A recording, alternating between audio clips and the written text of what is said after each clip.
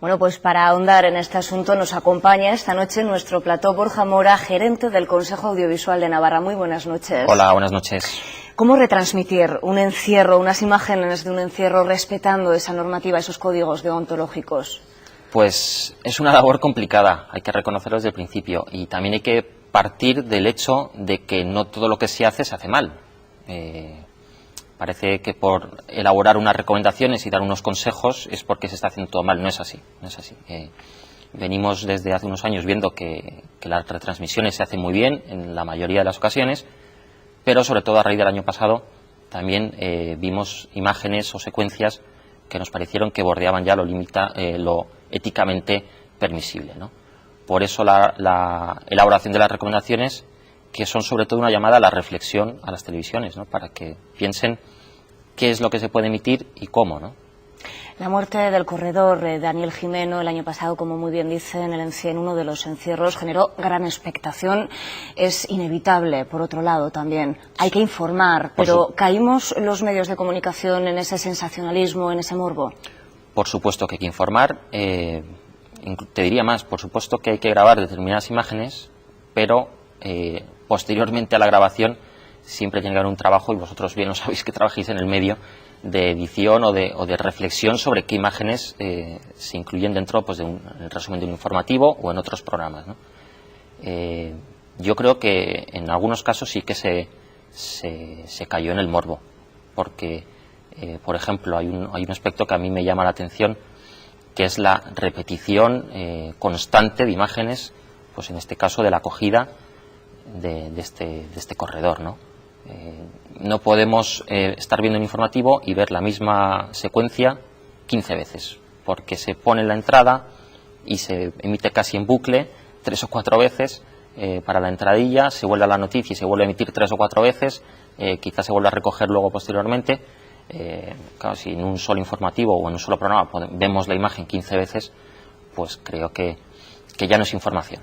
Informar, en definitiva, sí, sin caer en ese sensacionalismo puro y duro, y sobre todo respetando la voluntad de familiares y amigos en el hipotético caso de que decidan en un momento dado que esas imágenes no se emitan. En este caso incluso fue así. Los familiares llegó un momento en el que pidieron que no se siguiera emitiendo las imágenes y lamentablemente pues no se les escuchó, y yo creo que estamos hablando de una visión ética de la profesión, que menos que cuando un familiar de un fallecido te pide algo, pues respetar su petición, ¿no?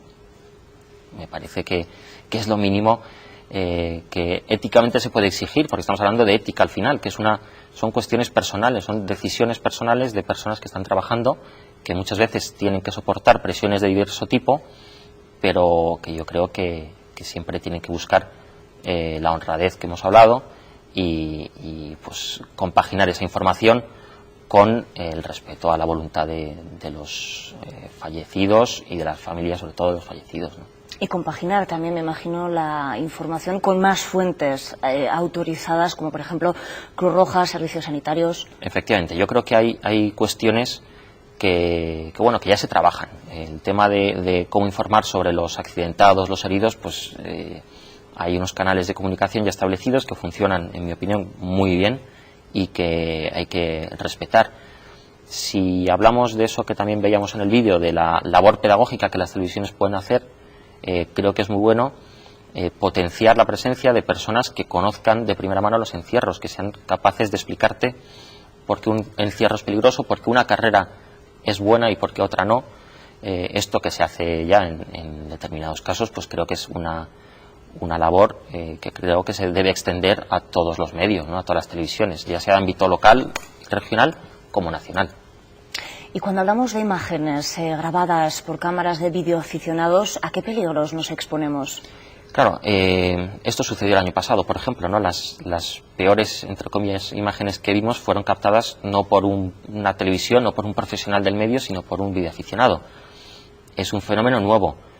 Y además, claro, si ninguna televisión tiene esas imágenes, empieza, entre comillas, también una carrera por ver quién encuentra las imágenes en las que se vea lo que se quiere mostrar. Me parece a mí que esto es un poco perverso, ¿no? Y esta carrera por el morbo, ¿no?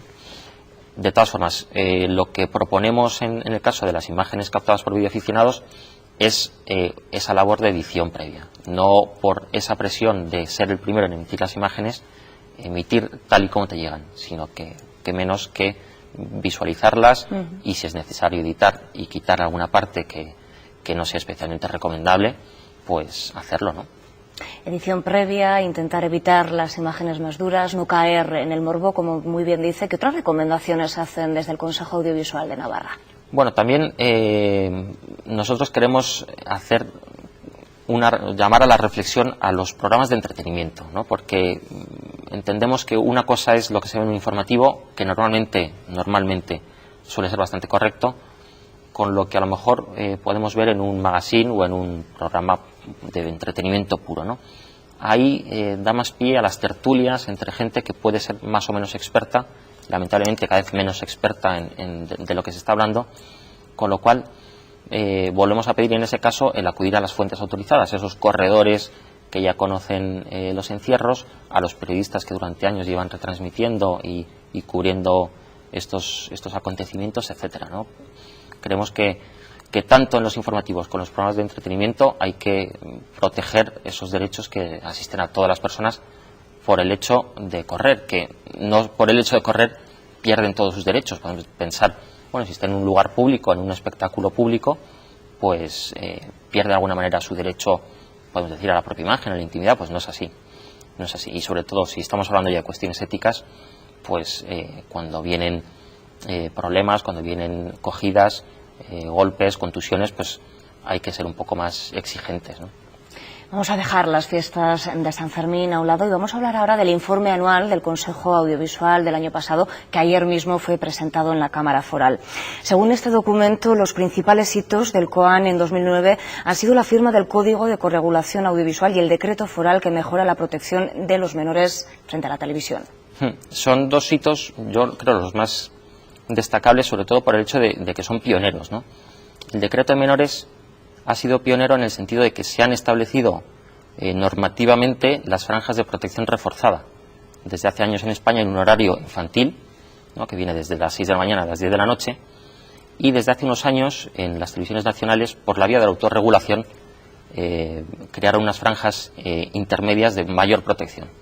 Pues lo que hicimos aquí en Navarra fue que esas franjas fueran de obligado cumplimiento, que no fueran solo voluntarias, porque la experiencia que teníamos todos al ver programas en estos horarios, en televisiones nacionales sobre todo, es que no se cumplían. Pues aquí decidimos incorporarlas como algo de obligado cumplimiento y así se hizo. Algo que, por cierto, año y medio después ha recogido la nueva ley que rige a nivel nacional, con lo cual esa cuestión de normativizar las franjas reforzadas se ha hecho un año y medio después a nivel nacional, ¿no?